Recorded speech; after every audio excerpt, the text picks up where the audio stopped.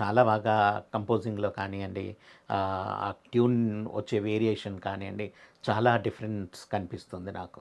Okay. So, డెఫినెట్‌గా ఒక డైరెక్టర్‌కి రీచ్ అయ్యే ఛాన్స్ వచ్చి డైరెక్ట్‌గా ఎళ్లి ఆ సాంగ్ ఇనిపించడం గానీ, లేదంటే ఒక మంచి ప్రాజెక్ట్ వచ్చి, ఆ ప్రాజెక్ట్ ద్వారా నేను బయటకి రావడం గానీ జరిగితే, డెఫినెట్‌గా మంచి ఫ్యూచర్ ఉంటుందని అందరూ నన్ను ఎంకరేజ్ చేస్తారు గ్యారంటీ. హ్మ్. ఎందుకంటే, ఇప్పటి వరకు ఒక చరిత్రలో ఒక ఫిజికల్లీ ఛాలెంజ్డ్ పర్సన్, ఓ హ్మ్. మ్యూజిక్ డైరెక్టర్ అనేది లేదు. లేదు. సో, కాబట్టి అందరూ నన్ను డెఫినెట్‌గా ఎంకరేజ్ చేస్తారు.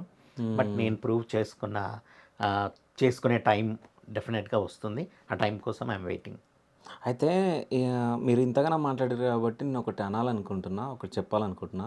సో, అంటే చాలామంది కటౌట్ జూసి ఏదో అనుకుంటారు. హ్మ్. కానీ వాళ్ళ దగ్గర ఏం టాలెంట్ ఉందో చూస్తేనే తెలుస్తది. యెస్.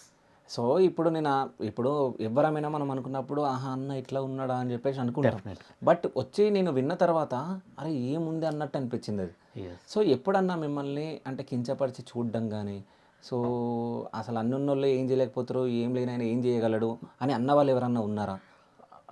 చాలామంది ఉన్నారండి. ఓకే. ఆ! నాతో డైరెక్ట్ అనకున్నా హ్మ్. వాళ్ళలో భావన ఉన్నవాళ్ళు చాలామందున్నారు. హ్మ్. ఆ పరంగా కూడా నన్ను అంటే ఆహ్, ఆ అవహేళన చేసిన వాళ్ళు కూడా ఉన్నారు. ఓకే. సో, వాటన్నిటిని నేను అస్సలు కేర్ చేయను. హ్మ్. ఆ! నేనేంటో నాకు తెలుసు.